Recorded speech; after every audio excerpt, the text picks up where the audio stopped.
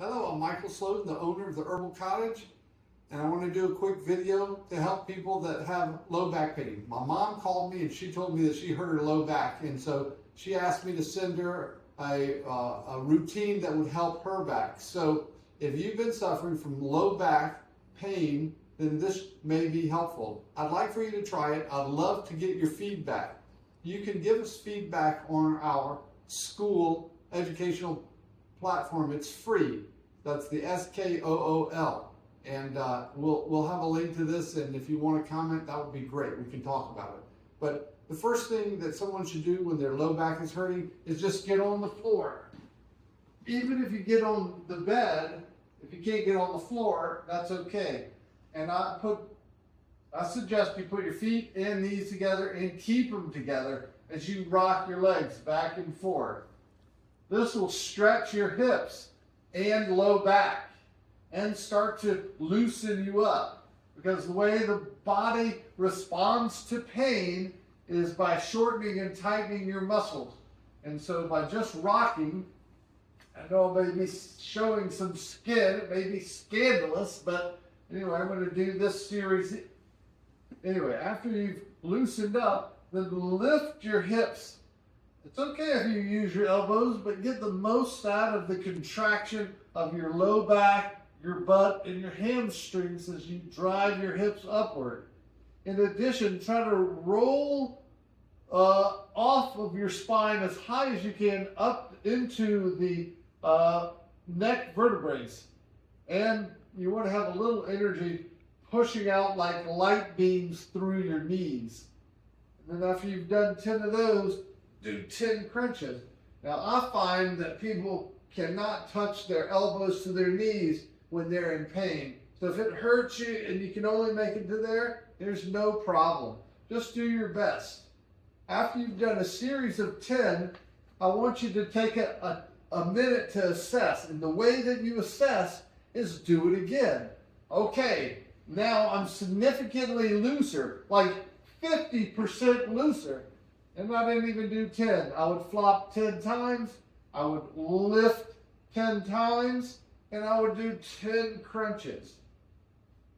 So mom, that's the first thing that I want you to do. Also, in that second series, if you want to interlace your fingers and rock your arms back and forth, and you start to actually move some of the vertebrae and stretching the back in your thoracic back, which brings some relief. Okay? And for you, if you have a couch at home, then sit against the couch and put your back against the couch and lift your hips off the ground. Now, what this does is it changes the range of motion. So you are only limited to a small angle change when you're laying on the floor, but when you put your back against the couch and you lift your hips, then you're getting a much bigger range of motion. You're recruiting more gluteal muscles. This will also help your back. After you've done 10 of those, then I want you to lift your hips, cross one leg over, and lower your hips, and then raise them. Same thing, but what we're doing now is we're going to get a stretch of the piriformis that also has an effect on the tightness in your low back. I take my leg down, I push my hips up, I cross my legs, and I come down, touch the floor, and I come up. I have clients that can't go all the way to the floor. This is their maximum stretch. That's okay. There's no rules. And what I'd like to see is when you come up, then you take your legs down and you have a seat. And so that's a warm-up to really relieving your low back. After you've done those, now in that series, the hip lifts were the middle.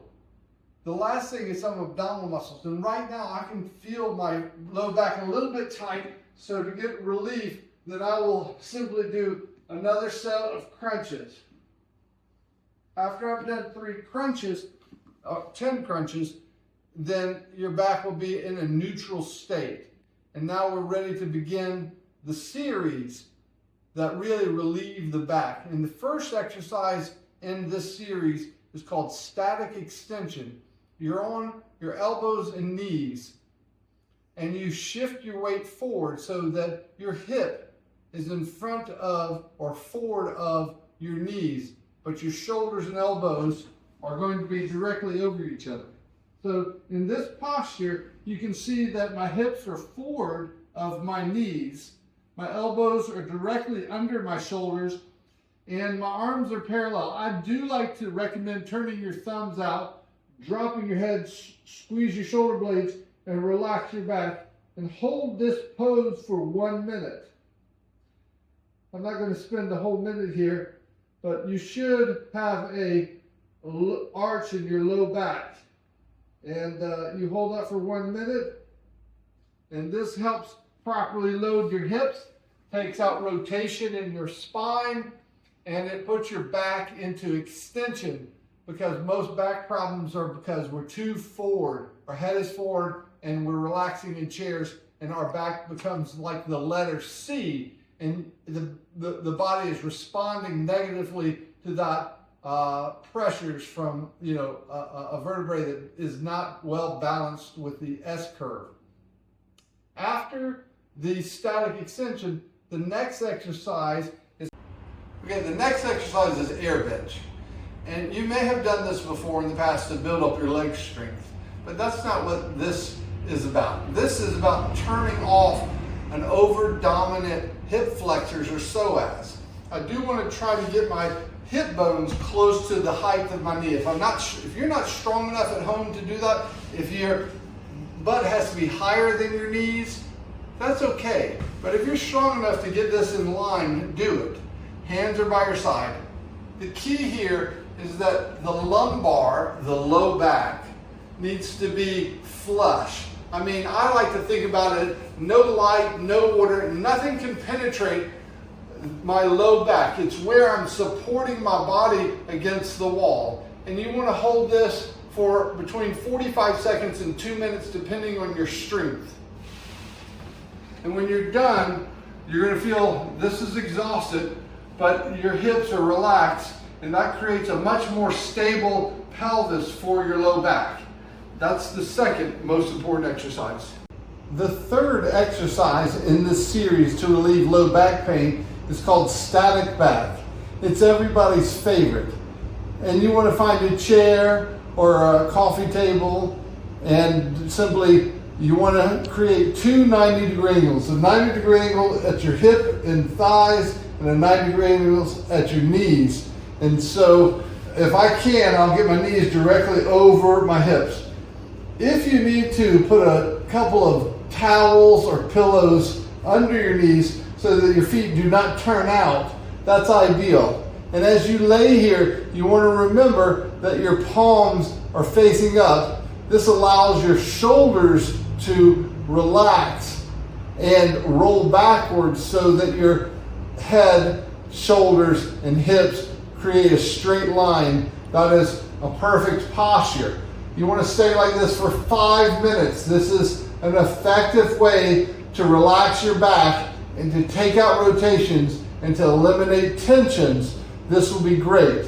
After you've been here for 5 minutes, what I want you to do is put a pillow between your knees and squeeze that 30 times. I'll show you.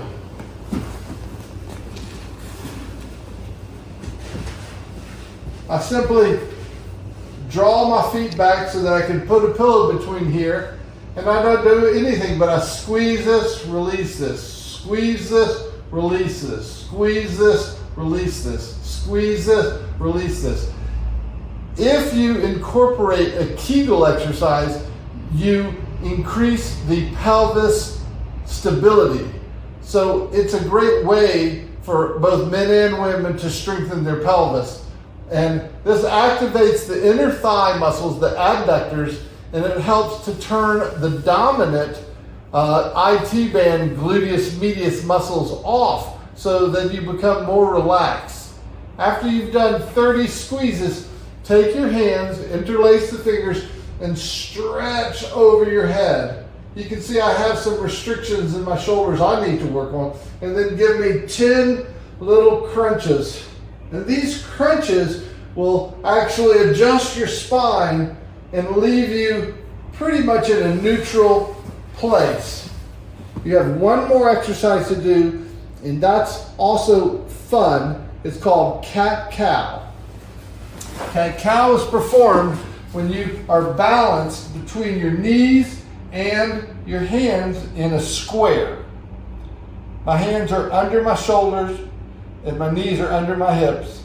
And I want to move fluidly between the top of the range and the bottom of the range, with my head going up like I was a proud winner of the dog show, and then like I'm a scared cat. And I just move back and forth 10 times. It doesn't take long to do these. It'll make a tremendous difference in your back pain.